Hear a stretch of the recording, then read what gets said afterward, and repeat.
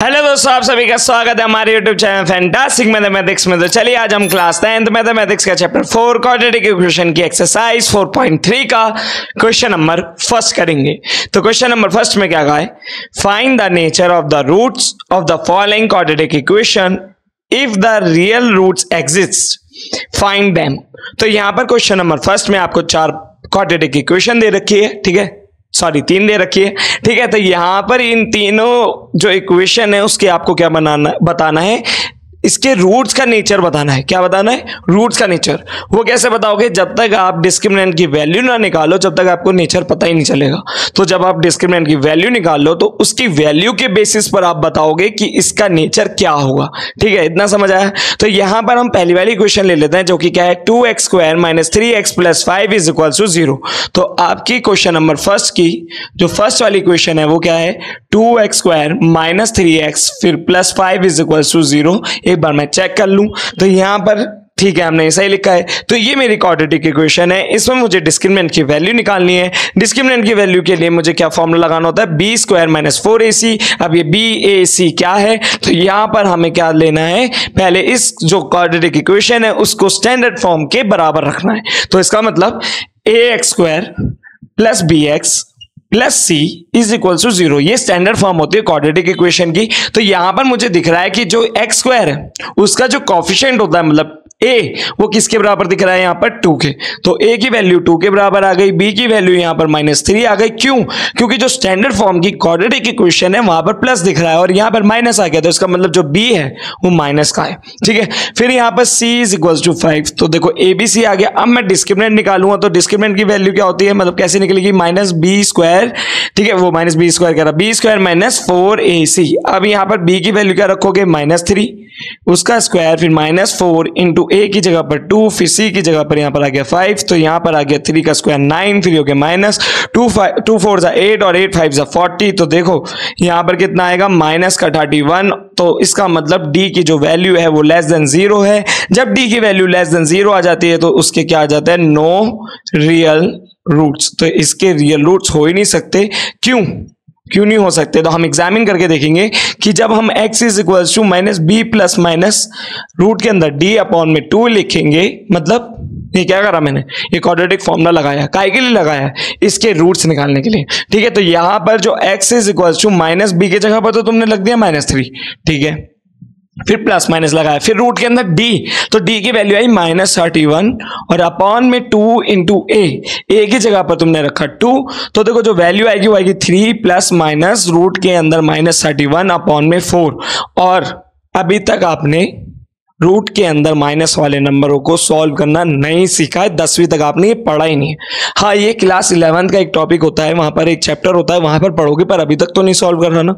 तो जब तक आपने इसे सॉल्व नहीं करा तो आपके लिए क्या है, नो रियल रूट्स है, क्योंकि आप रूट के अंदर नेगेटिव वाले नंबर को कभी सॉल्व नहीं कर सकते। तो अभी तक जब पहले भी आपने आरएस के क्वेश्चन को सॉल्व करोगे तो वहां पर क्वाड्रेटिक इक्वेशन जब सॉल्व करते थे तो फैक्टराइजेशन मेथड लगाते थे।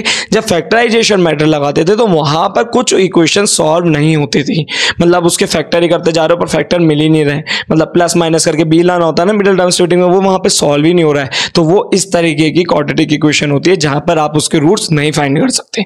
इतना समझ आया? अब हम इसका करेंगे सेकंड वाला पार्ट। तो उसमें क्या दे रखा है, 3x² - 4√3x + 4 = 0।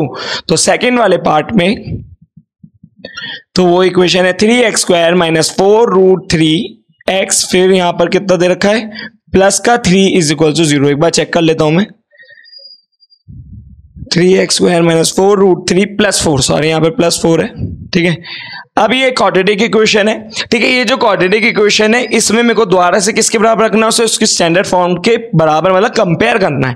तो यहां पर जो इक्वेशन आएगी वो क्या आएगी, ax² प्लस का bx फिर प्लस का c = 0। तो यहां पर मुझे a की वैल्यू मिल गई 3 और b की वैल्यू मिल गई मुझे -4√3 और c की वैल्यू मुझे मिल गई यहां पर का 4, ठीक है। अब देखो यहाँ पर मुझे क्या निकालना है, डिस्क्रिमिनेंट निकालना है। तो डिस्क्रिमिनेंट की जो वैल्यू होती है वो क्या होती है, बी स्क्वायर माइनस 4ac करके ही आती है।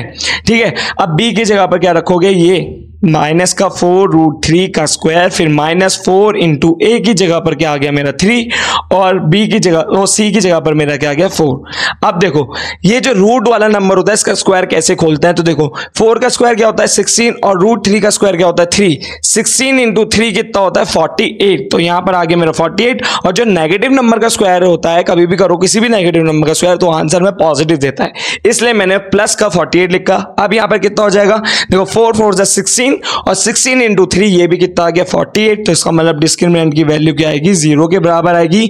जब डी की वैल्यू 0 के बराबर आ जाती है तो वहां पर रियल रूट्स तो मिलते हैं, तो ये तो मिल गए हमें रियल रूट्स, पर क्या मिलते हैं, इक्वल। तो यहां पर मैं लिख सकता हूं 2,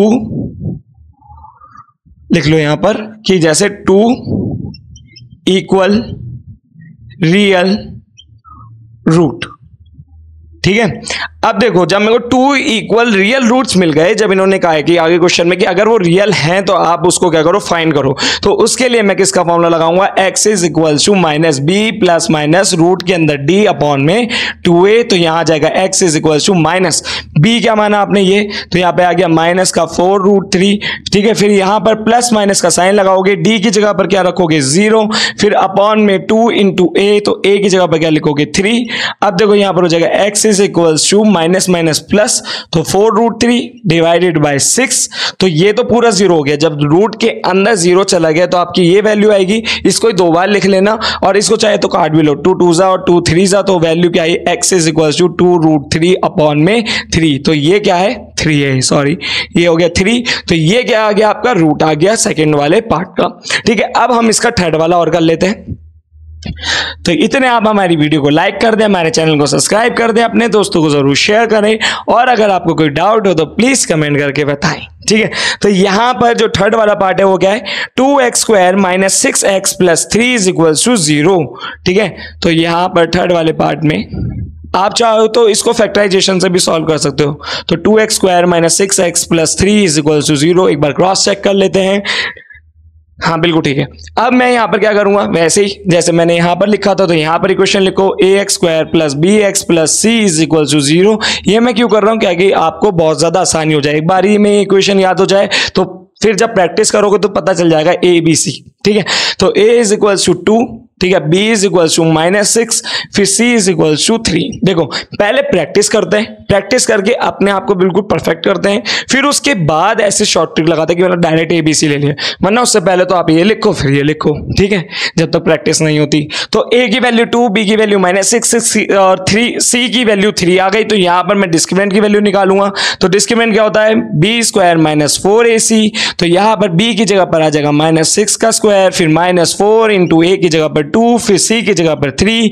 तो यहां पर 6 का स्क्वायर कितना होता है 36। तो देखो 4 8 जा 4 2 जा 8 और 8 3 जा 24। तो यहां पर 24 आएगा। तो बचेगा कितना, यहां पर बचेगा 12।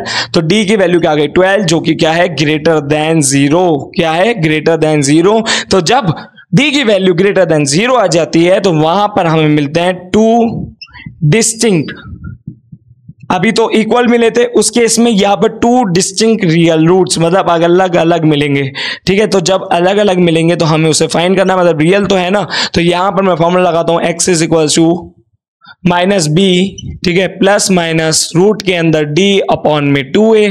तो यहां पर आ जाएगा x is equal to minus, ठीक है, तो यहां पर जो b है तो वहां पर हमें माइनस का है, तो एक और ब्रैकेट में लगा के अंदर माइनस, फिर यहां पर प्लस माइनस रूट के अंदर d की वैल्यू आपने निकाली 12, तो यहां आ जाएगा 12, फिर डिवाइड में 2 इंटू a। तो a की वैल्यू क्या है 2, तो यहां पर आ गया 2। तो ये हो जाएगा x is equal to minus minus plus, तो 6 प्लस माइनस। अब यहां पर अगर आपको 12 को खोलने का मन है तो कर लो। देखो 12 के फैक्टर करेंगे तो 2 6 जा, 2 3 जा, 3 1 जा, तो 2 का पेयर बनाया तो 2 बाहर आया और 3 अंदर। तो मैं 12 को लिख सकता हूं 2√3 डिवाइडेड बाय 4। अब देखो ये जो ऊपर वाली टर्म है, मतलब जैसे इसको बीच में प्लस माइनस दिख रहा है ना, तो 2 बार लिखो। तो यहां पर मैंने इसे लिखा 2 बार, जैसे 6 प्लस 2√3 डिवाइड बाय 4, और एक बार आ गया x is equal to 6 minus 2√3 divided by 4। अब यहां पर क्या करते हैं, देखो ये दो टर्म हो गई, इसमें से देखो 6 और 2, तो 2 कॉमन आ रहा है, तो यहां पर मैं लिखूंगा 2, तो ये यहां पर कितना बचा 3, फिर प्लस 3√3, तो 3√3 कह रहा √3, ठीक है। फिर डिवाइडेड बाय 4, तो 2 से मैंने इसको काटा, तो यहां पर जो रिजल्ट आया वो क्या आया 3 प्लस √3 डिवाइडेड बाय 2। अब देखो आप बिल्कुल ये सेम ही है ना, तो बस वहां पर दूसरे वाले को लिखने के लिए क्या करना, x इज इक्वल टू, दूसरे वाले की वैल्यू आ जाएगी x is equal to 3 minus √3 divided by 2। तो यहां पर हमने इसके रूट्स निकाल लिए, दो देखो दोनों अलग अलग आए हैं, ये वाला और ये वाली वैल्यू अलग अलग होती है, ठीक है। इसी के साथ हमारा क्वेश्चन नंबर फर्स्ट हो जाता है सॉल्व। तो होप आपको हमारी वीडियो समझ आई होगी। अगर आपको हमारी वीडियो समझ आए तो प्लीज हमारी वीडियो को लाइक करें, हमारे चैनल को सब्सक्राइब करें, अपने दोस्तों को जरूर शेयर करें, और अगर आपको कोई डाउट हो तो प्लीज कमेंट करके बताएं। Thanks for watching.